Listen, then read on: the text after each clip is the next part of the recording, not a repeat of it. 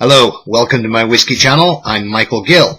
So moving forwards from last week when we discussed food pairings and how I'd shown you Glenlivet 12 and Glenfiddich 12, I thought today, we're getting fairly close to Christmas, my favourite food pairing with single malt Scotch, bar none, is cheese. And we've done quite a lot of whiskey and cheese pairings, and today I've picked two cheeses, and I've picked four whiskies with a little bit of a concept. So, and I don't have a lot of room if you hear all that rattling. Double Gloucester, very popular cheese, especially in Britain. And I love Double Gloucester because it uses whole milk rather than skim milk, which that would be a single Gloucester. Double Gloucester is very creamy, stands up well to quite a few whiskies. And the other one that I've just managed to find, and can't wait to do this, Orkney Cheddar, another one that's cow's milk. But with this one, it's a little bit all about terroir. It's all about the location. The cows are out in the field 6 months of the year, then they're in 6 months of the year, obviously, it's cold up there, and they get fed the best barley, turnips, and actually some grain from the local brewery. So, obviously, Highland Park's going to come into play on the pairings. But let's start with what I was saying last week about trying to find a taste that will go. And by the way, I had a fantastic subscriber on the YouTube channel tell me that I was getting lots of glare from my glasses, and I actually don't need them unless I'm reading.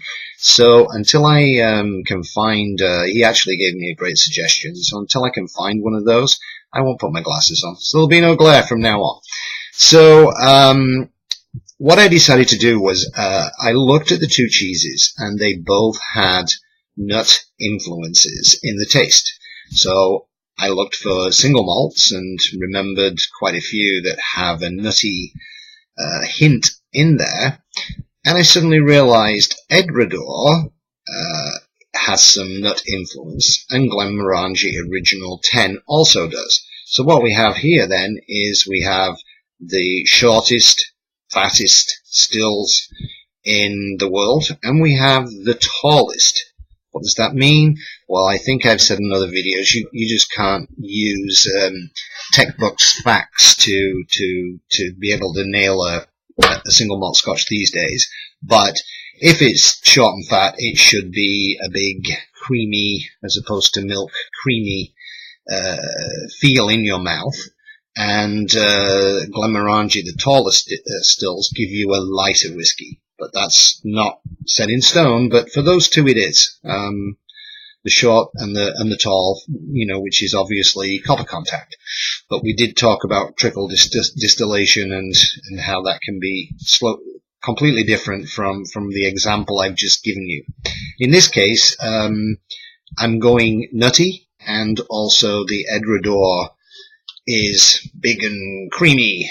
So if we do this one first, and for those of you who can't get Edredor, it's a small distillery, doesn't produce an awful lot of whiskey.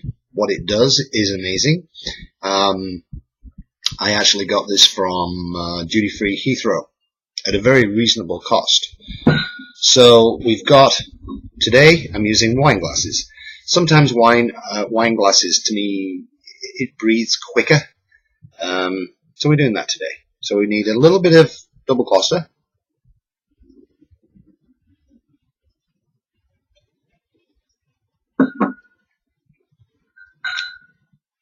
Wow.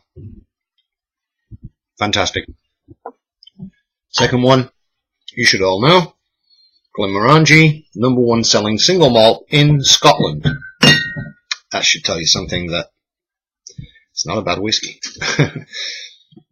But here we go, and this has also got quite a lot of nut influence.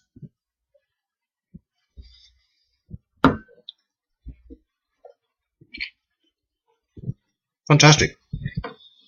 I hardly ever just like a whiskey and a cheese, as long as I've done a little bit of research. So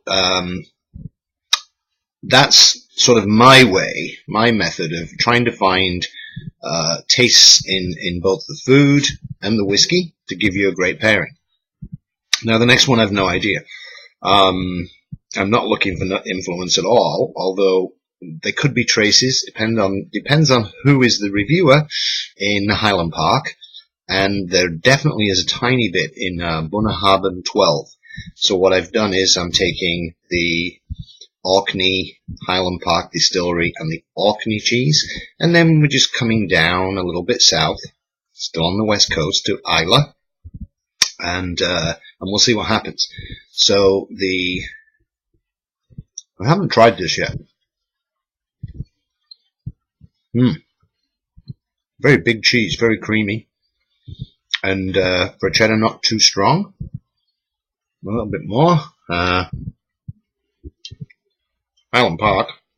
Everybody knows Highland Park, I'm sure.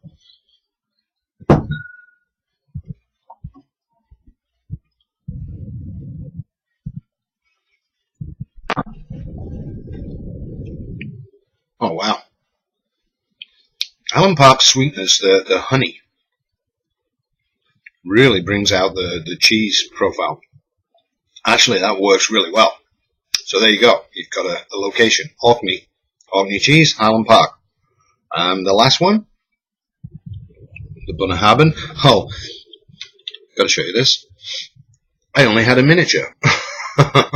Which, you know, if you go to the lots of shops in England, Whisky Exchange, they have really good selections of miniatures. And if you like me, you just want to try different ones, because I have so many that I want to try, it's not a bad idea.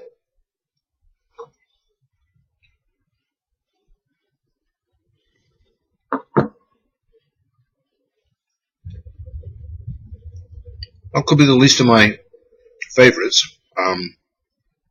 What's happening is the Bunnahabhain is actually overpowering the cheese, and that's not what you want. Because they'll just battle each other. But I got 3 out of 4, and that's the fun. Just try. So you have two